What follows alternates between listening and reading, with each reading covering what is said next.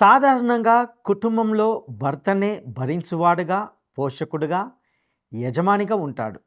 అలాంటి వ్యక్తియే చనిపోతే భార్య విధవరాలుగా అవుతుంది.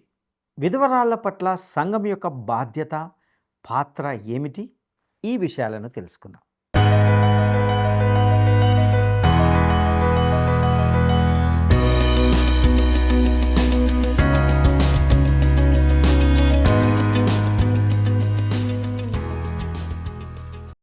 ప్రియమైన స్నేహితులారా, వర్డ్ రిసౌండ్స్ టుడే పక్షంగా నేటి ఈ కార్యక్రమానికి మిమ్మల్ని ప్రేమతో ఆహ్వానిస్తున్నాం. మీరు మీ యొక్క కుటుంబాలు దేవుని యందు ఆనందిస్తూ సంతోషంగా అర్థవంతంగా జీవిస్తున్నారని, ఈ క్రమబద్ధమైన అధ్యయనాలను మీ జీవితాలకు అన్వయించుకుంటున్నారని తలుస్తున్నాం.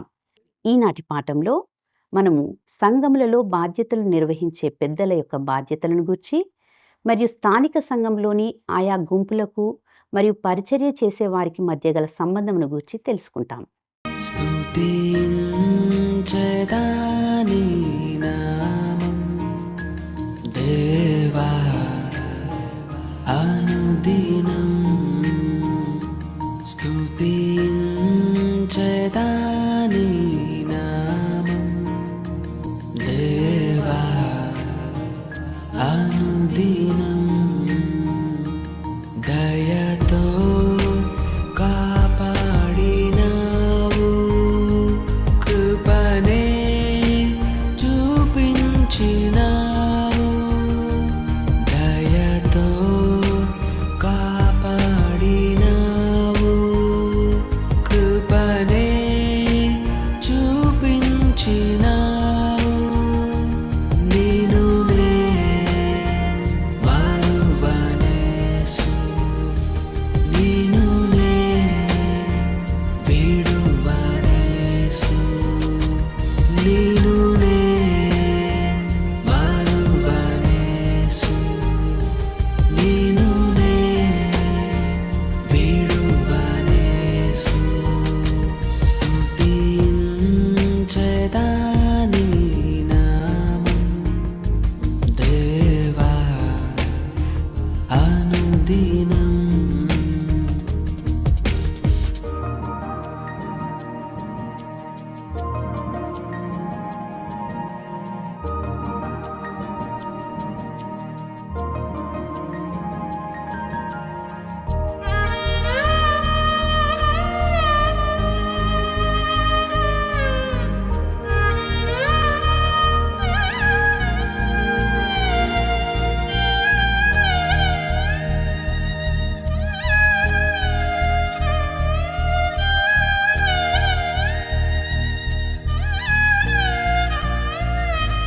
పాపినై ఉండగనేను రక్షించి దరి చేర్చినావు.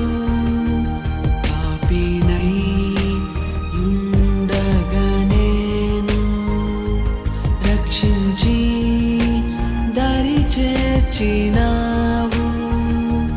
నిన్నునే మరువనేసు, నిన్నునే విడువనేసు.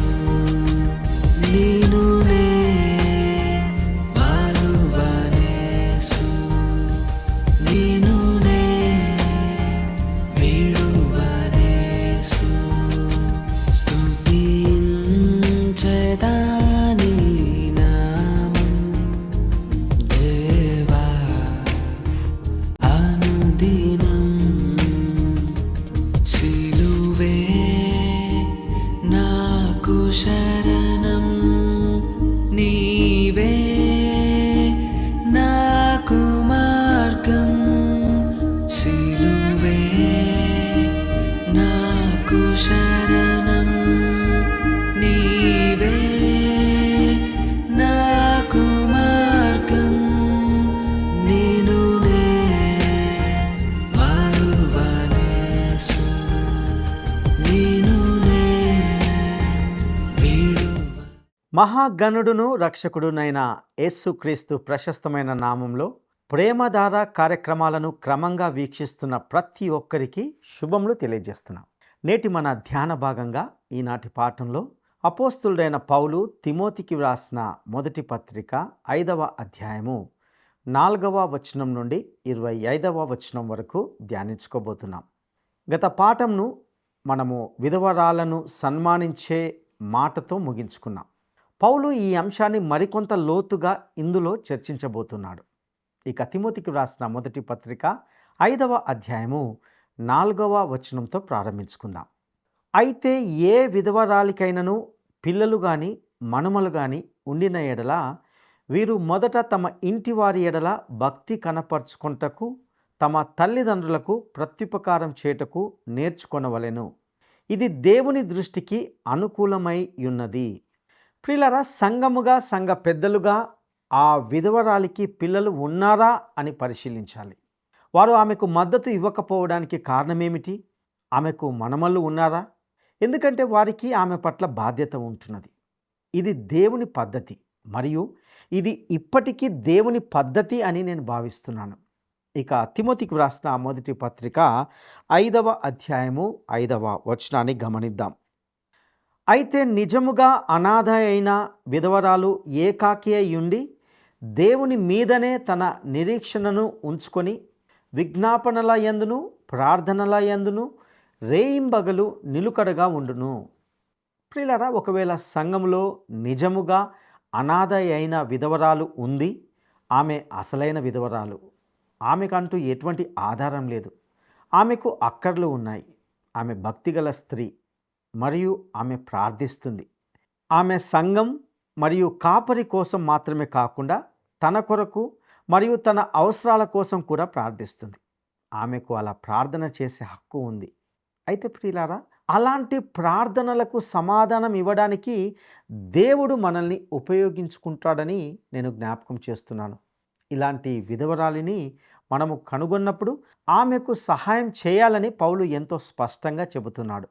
మనము ఇలా దేవునికి ఇష్టమైన పద్ధతిలో పనులు చేసినప్పుడు అది ఆయనకు ఎంతో ప్రియముగా ఉంటుంది మరియు చాలా సంతోషాన్ని ఇస్తుంది. ఇక తిమోతికి వ్రాసిన మొదటి పత్రిక 5వ అధ్యాయము 6వ వచనాన్ని గమనిద్దాం. సుఖభోగముల యందు ప్రవర్తించున్నది బ్రతుకుచుండియు చచ్చినదై ఉండును. ప్రియులారా, మీరు ఒక విధవరాలి ఇంటికి వెళ్ళినప్పుడు ఆమె ఈ లోకపరంగా విందులు వినోదాలతో ఆడంబరాలతో మునిగి తేలుతున్నట్లుగా కానీ, లేదా ఆమె ఏదైనా పార్టీలు పండుగలు చేసుకున్నట్లుగా కానీ మీరు చూస్తే ఆమెకు సహాయం చేయవలసిన విధవరాలు కాదని నేను చెప్తాను. ఆమె యొక్క పిల్లలు కానీ బంధువులు కానీ సంఘములో ఎంతటి ప్రముఖ స్థానంలో ఉన్నా సరే ఆమె సంఘ ఆర్థిక సహాయంనకు అర్హురాలు కాదని గ్రహించాలి. ఇక తిమోతికి వ్రాసిన మొదటి పత్రిక 5వ అధ్యాయము 7వ వచనాన్ని గమనిద్దాం. వారు నిందారహితులై ఉండునట్లు ఈలాగు ఆజ్ఞాపించుము. తిమోతి, ఈ విషయాలలో గౌరవనీయమైన రీతిలో వ్యవహరించడానికి సంఘానికి ఇది చాలా స్పష్టంగా తెలియజేయమని పౌలు చెప్తున్నాడు.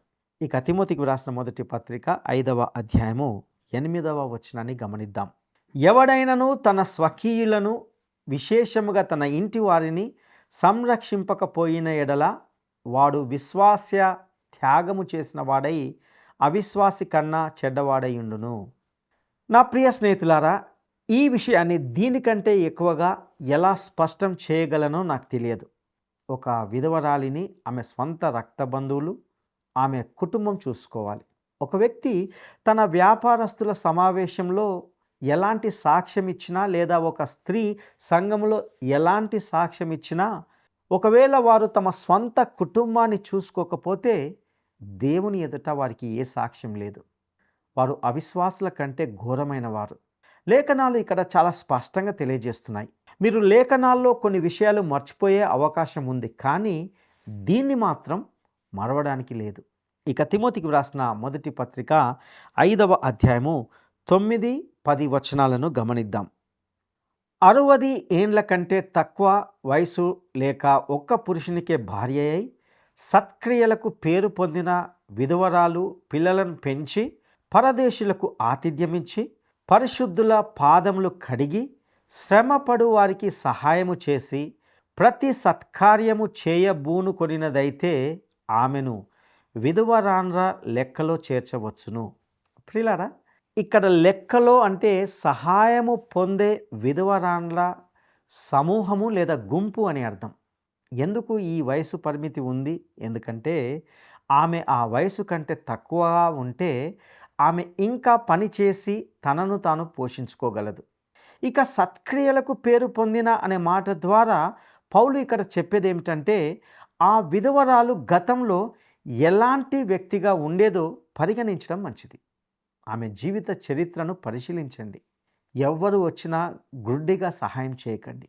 కానీ ఆమె పైన వివరించిన లక్షణాలు కలిగి ఉండి అవసరంలో ఉంటే మీరు ఆమెకు సహాయం చేయండి.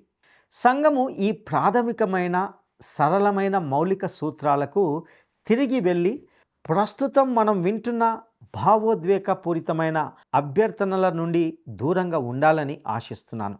మన మృదువైన హృదయాలను ఆకర్షించే అయోగ్యమైన కారణాలకు మనము ప్రతిస్పందిస్తున్నాం.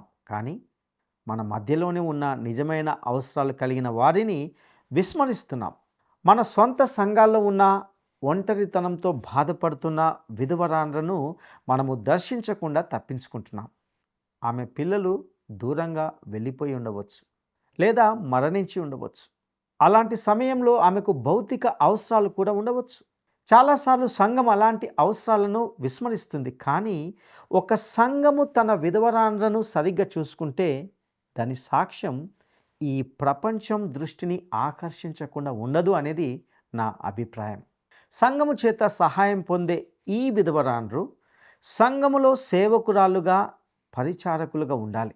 వారు సంఘంకి కొంత సేవ చేయాలి. ఉదాహరణకు కొన్ని సంవత్సరాల క్రితం ఒక దైవ సేవకుడు తన సంఘంలోని ఒక విధవరాలిని పిలిచి, అప్పుడే ఒక స్త్రీ తన భర్తను కోల్పోయి ఆ భర్త భూస్థాపన కార్యక్రమాన్ని ముగించుకొని ఇంటికి వచ్చిన ఆమెను సందర్శించమని ఈ విధవరాలను కోరడం జరిగింది.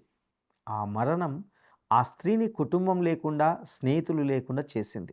కాబట్టి ఆ దైవ సేవకుడు తన సంఘములోని ఆ విధవరాలిని భర్తను కోల్పోయిన ఆమెను సందర్శించమని కోరాడు. ఎందుకంటే ఆమె ఇదివరకే ఆ పరిస్థితిని అనుభవించింది. కాబట్టి ఆమె ఆ స్త్రీ అవసరాన్ని అర్థం చేసుకుంటుంది. అందువలన కొద్ది సమయంలోనే వారిద్దరు కూడా గాఢమైన స్నేహితులుగా మారారు. దానివలన దేవునితో వారి సంబంధం లోతుగా మారింది. ఒక విధవరాలు సంఘంలో ఏదో ఒక విధంగా సేవ చేయగలదు మరియు చేయాలి కూడా. ఇక తిమోతికి వ్రాసిన మొదటి పత్రిక 5వ అధ్యాయము 11-12 వచనాలను గమనిద్దాం. యవనస్తురాలైన విధవరాండ్రను లెక్కలో చేర్చవద్దు.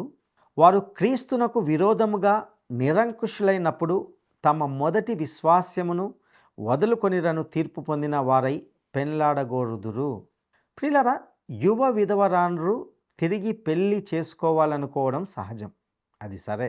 కానీ ఇక్కడ హెచ్చరిక ఏమిటంటే తప్పుడు కారణాలతో పునర్వివాహము చేసుకునే ప్రమాదం ఉంది. ఆమె తన విశ్వాసాన్ని పూర్తిగా మరచిపోయే ప్రమాదం ఉంది. సంఘము యవనస్తులైన విధవరాండ్రను కూడా జాగ్రత్తగా పరీక్షించాలి. ఇక తిమోతికి వ్రాసిన మొదటి పత్రిక 5వ అధ్యాయము 13వ వచనాన్ని గమనిద్దాం. మరియు వారు ఇంటింట తిరుగులాడుచు బద్దకు రాండ్రగుటకు మాత్రమే గాక ఆడరాని మాటలాడుచు వదరుబోతులను పరుల జోలికి పోవు వారు నగుటకును నేర్చుకొందురు. ప్రియులారా, ఈ వచనాన్ని మరొక మాటలో చెప్పాలంటే వారు ఒక చోట నుండి మరొక చోటికి చెత్తను అనగా పుకార్లను మోసుకు వెళ్తారు. ఇంటింటికి తిరుగుచూ ఆడరాని మాటలు మాట్లాడుతుంటారు. ఇది యువ విధవరాలి విషయంలో పొంచి ఉన్న ఒక గొప్ప ప్రమాదం. ఒక భార్యగా, గృహిణిగా, బహుశా పిల్లలు లేని స్త్రీ కావచ్చు. ఆమె బాధ్యతలు లేకుండా ఆమె ఒక సంచారిగా అనగా ఉద్దేశం లేకుండా తిరిగే వ్యక్తిగా మారిపోతుంది. ఇక తిమోతికి వ్రాసిన మొదటి పత్రిక 5వ అధ్యాయము 14వ వచనాన్ని గమనిద్దాం.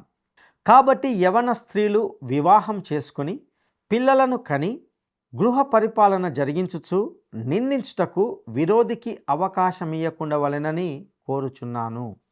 ప్రియులారా, స్త్రీ గృహ నిర్మాతగా ఇంటిని నిర్వహించే వ్యక్తిగా ఉండాలి. ఈ మొత్తం భాగంలో పౌలు సంఘంలోని పురుషులు మరియు స్త్రీల ప్రవర్తన గురించి సూచనలు ఇస్తున్నాడు. ప్రపంచం ముందు ఒక మంచి సాక్ష్యంగా విరోధికి నిందించడానికి అవకాశం ఇవ్వకుండా ఉండాలని, ఈ సంబంధాలు అత్యున్నత స్థాయి ప్రమాణాలను కలిగి ఉండాలని ఆయన నొక్కి చెప్తున్నాడు. ఇక తిమోతికి వ్రాసిన మొదటి పత్రిక 5వ అధ్యాయము 15వ వచనాన్ని గమనిద్దాం. ఇంతకు ముందే కొందరు త్రోవ నుండి తొలగిపోయి సాతానును వెంబడించిన వారైరి. ప్రియులారా, ఇలాంటి వారు నిజమైన విశ్వాసులు కాదని స్పష్టంగా అర్థం చేసుకొనవచ్చును. తిమోతికి వ్రాసిన మొదటి పత్రిక 5వ అధ్యాయము 16వ వచనాన్ని గమనిద్దాం. విశ్వాసురాలైన ఏ స్త్రీ ఇంటనైనను విధవరాండ్రు ఉండిన ఎడల సంఘము నిజముగా అనాథలైన విధవరాండ్రకు సహాయం చేయుటకై దాని మీద భారము లేకుండా ఆమెయే వీరికి సహాయము చేయవలెను. ప్రియులారా, ప్రతి కుటుంబము వారి వారి కుటుంబాల్లోని విధవరాండ్రకు వారే మద్దతు ఇవ్వాలి. అలా చేయడం ద్వారా సంఘము నిజంగా అవసరమున్న కుటుంబం లేని విధవరాండ్రపై దృష్టి పెట్టగలుగుతుంది. ఇక తిమోతికి వ్రాసిన మొదటి పత్రిక 5వ అధ్యాయము 17వ వచనాన్ని గమనిద్దాం. బాగుగా పాలన చేయు పెద్దలను, విశేషముగా వాక్యమందును ఉపదేశమందును ప్రయాసపడు వారిని రెట్టింపు సన్మానమునకు పాత్రులనుగా ఎంచవలెను. ప్రియులారా, ఆదిమ క్రైస్తవ సమాజము తమ బోధకులకు జీతాలు ఇచ్చేది. మరియు నా అభిప్రాయంలో మంచి బోధకులు కొంచెం ఎక్కువగా జీతం పొందేవారు. ఇక తిమోతికి వ్రాసిన మొదటి పత్రిక 5వ అధ్యాయము 18వ వచనాన్ని గమనిద్దాం. ఇందుకు నూర్చెడి అనగా కళ్ళెము తొక్కుచున్న ఎద్దు మూతికి చిక్కం వేయవద్దు అని లేఖనము చెప్పుచున్నది. పౌలు ఇక్కడ ద్వితీయోపదేశకాండము 25:4 మరియు లూకా సువార్త 10:7 నుండి ఉదాహరిస్తుంటున్నాడు. ధనాన్ని ప్రేమించే ప్రసంగికులను ఆయా సందర్భాల్లో మనం చూస్తూ ఉంటాం. చాలామంది ఇతర ఉద్దేశాలతోనే ఈ సేవలో ఉంటారు. అయితే మీరు చక్కని ప్రసంగాన్ని అందించిన ప్రసంగికుడికి ధారాళంగా మీ చేతిని చాచినప్పుడు అతనికి ఏమీ నష్టం కలగజేసిన వారు కారు. ఒక సందర్శక బైబిల్ బోధకుడి సేవ మీకు ఆశీర్వాదకరంగా ఉంటే అతనికి కూడా ధారాళంగా ఇవ్వండి. ఇక తిమోతికి వ్రాసిన మొదటి పత్రిక 5వ అధ్యాయము 19వ వచనాన్ని గమనిద్దాం. మరియు పనివాడు తన జీతంనకు పాత్రుడు. 2-3 సాక్షులు ఉంటేనే గాని పెద్ద మీద దోషారోపణ అంగీకరింపకుము. ఈ విధానంగాని పాటించబడితే నేడు మన సంఘాల్లో వ్యాపించి ఉన్న పుకార్లు, అపార్థాలు మరియు వివాదాలు చాలా మట్టుకు తగ్గిపోతాయి.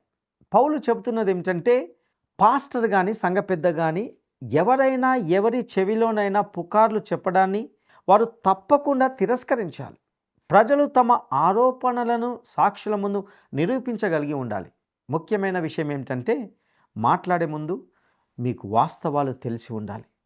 మరియు మీకు వాస్తవాలు తెలిస్తే ఆ విషయాన్ని ప్రచారం చేయకుండా సరి అయిన పెద్దలకు తెలియజేసి సమస్యను సరిదిద్దాలి. ఏ ఆరోపణ అయినా 1 కంటే ఎక్కువ మంది సాక్షుల ముందు మాత్రమే చెప్పాలి. ఇక తిమోతికి వ్రాసిన మొదటి పత్రిక 5వ అధ్యాయము 20వ వచనాన్ని గమనిద్దాం. ఇతరులు భయపడు నిమిత్తము పాపము చేయు వారిని అందరి ఎదుట గద్దింపుము. ప్రియులారా, ఒక సంఘ నాయకుడు పాపము చేశాడనే వాస్తవాలు తెలిస్తే అతన్ని ఖండించాలి. ఇక్కడ ఒక ప్రశ్న ఉద్భవిస్తుంది. ఇది బహిరంగంగా చేయాలా వద్దా? ఒక సంఘ సభ్యుడు పాపం చేసినప్పుడు అది సమాజాన్ని ప్రభావితం చేయకపోతే దాన్ని బహిరంగం చేయకూడదు, లేదా బహిరంగంగా అంగీకరించమని కోరకూడదు.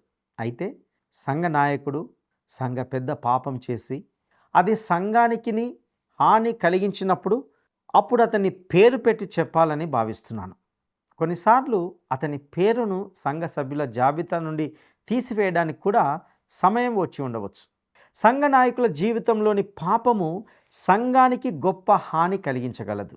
మరియు పౌలు ఇలాంటి పరిస్థితులను ఎదుర్కోవడానికి ఇదే మార్గమని సూచిస్తున్నాడు.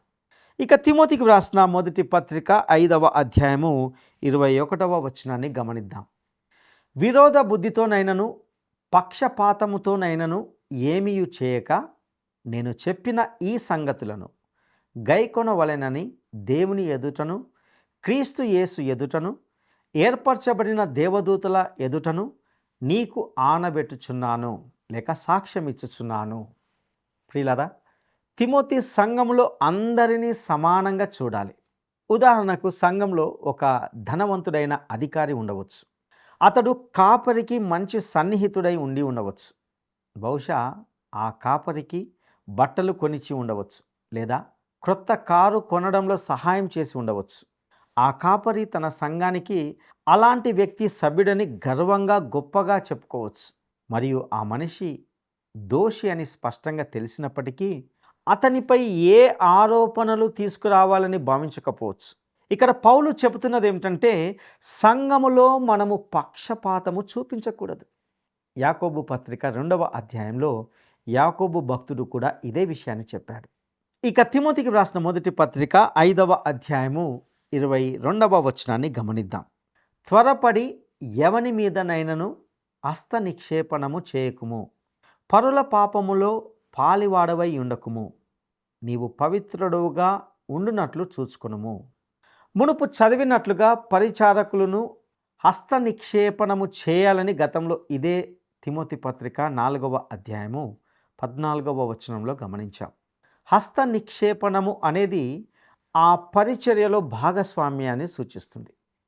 ఈ వచనంలోని భావం ఏమిటంటే, ఈ పనిని త్వరపడి చేయకూడదు. ముఖ్యంగా కొత్తగా మార్పు చెందిన వ్యక్తి మీద హస్త నిక్షేపణము అనేది చేయకూడదు. ఒక యవన క్రైస్తవునికి వేదాంతం బాగా ఆకలింపు చేసుకొని అర్థం చేసుకోవడానికి ముందే బోధకుడిగా నియమిస్తే అతడు బోధించే వేదాంతం విచిత్రమైనదిగా, గందరగోళంగా ఉంటుంది. సంఘం అనేది దేవుని వాక్యము బోధించబడే స్థలముగాను, స్త్రీ పురుషులు విశ్వాసములో పెంపొందించబడే స్థలంగా ఉండాలి. సంఘములో ప్రేమ ప్రదర్శించబడాలి అన్నది ముఖ్యమే, కానీ అది దేవుని వాక్యంలో వేరుపారినదై ఉండాలి. మన తప్పు ఏమిటంటే, ఏదో ఒక అనుభవాన్ని ఆధ్యాత్మిక పరిపక్వతకు ప్రమాణంగా భావిస్తాం. ఇది గుర్రపు బండిని గుర్రం ముందు కట్టినట్లుగా ఉంటుంది. దేవుని వాక్యమే ప్రమాణం, మరియు అనుభవం దాని సత్యాన్ని నిరూపించగలదు.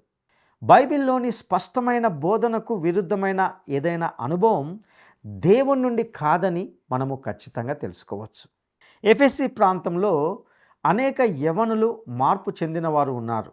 వారికి బోధన అనేది ఎంతో అవసరం. యువకుడైన తిమోతికి బోధకులను ఎంచుకొని దేవుని వాక్యము బోధించడానికి నియమించడం ఒక గంభీరమైన విషయంగా ఉంటున్నది. ఈ వచనంలోనే పరుల పాపములలో పాలివాడవై ఉండకుము, నీవు పవిత్రుడుగా ఉండునట్లు చూచుకొనుము అంటే, తిమోతి నీవు రాజీపడకు. అప్పుడప్పుడే మార్పు చెందిన యువకుణ్ణి బోధించడానికి అనుమతించమని ఎవరైనా నిన్ను ఒప్పించడానికి ప్రయత్నిస్తే ఆ అవకాశం ఇవ్వకు. అలా చేస్తే నువ్వు ఆ పాపంలో భాగస్థుడు అవుతావు అని పౌలు అంటున్నాడు. బోధకులు దేవుని వాక్యంలో స్థిరమైన వారై ఉండాలని నిర్ధారించుకో అని పౌలు యొక్క మాటలోని భావం. ఇక తిమోతికి వ్రాసిన మొదటి పత్రిక 5వ అధ్యాయము 23వ వచనాన్ని గమనిద్దాం. ఇక మీదట నీళ్ళే త్రాగక నీ కడుపు జబ్బు నిమిత్తమును తరచుగా వచ్చు బలహీనతల కోసరము ద్రాక్షారసము కొంచెముగా పుచ్చుకొనుము. ప్రియులారా, కొన్నిసార్లు ఈ వాక్యాన్ని చదివినప్పుడు నాకు నవ్వొస్తుంది. ఎందుకంటే ఇది అనేక విధాలుగా తప్పుగా అర్థం చేసుకోబడింది. ఇక్కడ ద్రాక్షారసం ఒక పానీయంగా కాకుండా ఔషధంగా ఉపయోగించబడుతుందని స్పష్టంగా తెలుస్తుంది. అదే ఈ వచనంలోని సరైన భావం. ఇక తిమోతికి రాసిన మొదటి పత్రిక 5వ అధ్యాయము 24వ వచనాన్ని గమనిద్దాం. కొందరి పాపములు తేటగా బయలుపడి న్యాయపు తీర్పునకు ముందుగా నడుచుచున్నవి, మరికొందరి పాపములు వారి వెంట వెలుచున్నవి. ప్రియులారా, కొన్నిసార్లు దేవుడు ఒక క్రైస్తవుని పాపాన్ని ఇక్కడే ఇప్పుడే తీర్పు తీర్చవచ్చు. కానీ ఆయన వెంటనే తీర్పు తీర్చకపోతే ఆయన తీర్పు తీర్చడానికి వెనుకాడతాడని అర్థం కాదు. అయితే ప్రియులారా, దీన్ని చాలా సంవత్సరాలు గమనించిన తర్వాత చివరికి దేవుడు తన తీర్పుతో చర్య తీసుకుంటాడని మనం ఎన్నో సందర్భాల్లో గమనించి ఉండవచ్చు. ఇక పౌలు కొరింథీయులకు రాసినప్పుడు ఈ విషయాన్ని వివరించాడు. అక్కడ కొందరు ప్రభు బలను సరైన రీతిలో ఆచరించకుండా ఉన్నారు.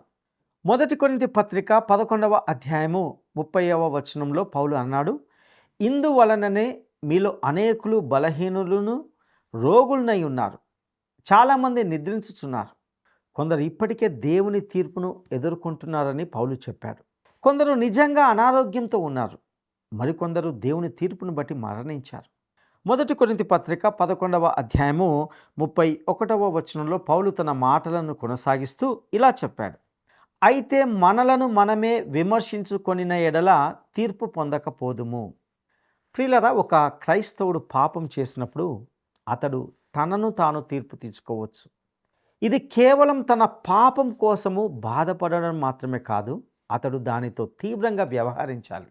అంటే అది ఎవరికైనా హాని కలిగించినట్లయితే దాన్ని సరిచేయాలి మరియు ఆ పాపం నుండి తిరిగి రావాలి. ఈ పనులు చేయకపోతే అతడు తనను తాను తీర్పు తీర్చుకొనలేదు అని అర్థం. ఈ 1 కొరింథీ పత్రిక 11వ అధ్యాయము 32వ వచనంలో మరొక విషయాన్ని గమనిస్తాం.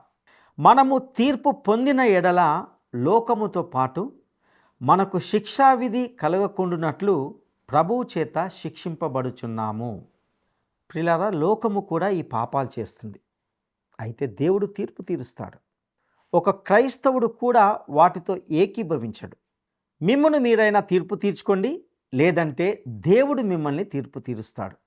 మిమ్మల్ని మీరు తీర్పు తీర్చుకుంటే విషయం పరిష్కారం అవుతుంది, లేకపోతే ఆయన తీర్పు తీరుస్తాడు. కొన్నిసార్లు ఆ తీర్పు ఇప్పుడే జరుగుతుంది.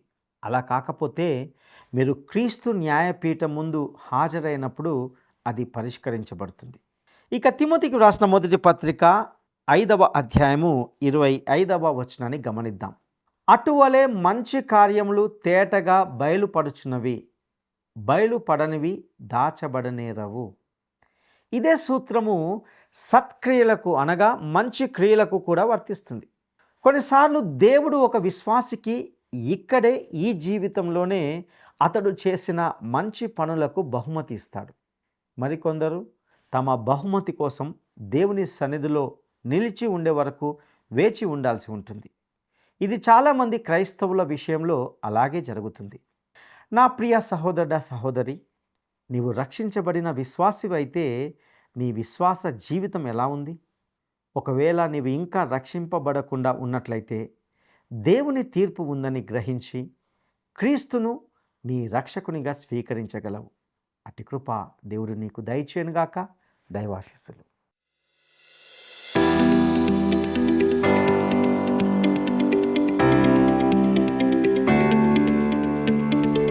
సంఘంలోని విధవరాన్ల లెక్కలో ఉండాలంటే ఆ స్త్రీకి ఎంత వయస్సు ఉండాలి? సంఘంలోని విధవరాన్ల లెక్కలో ఉండాలంటే ఆ స్త్రీకి ఎంత వయస్సు ఉండాలి? 1 60, 2 65, 3 70. ఈ ప్రశ్నకు సరైన జవాబును ఈ వాట్సాప్ నంబర్కు పంపండి. మా వాట్సాప్ నంబర్ 9399525570.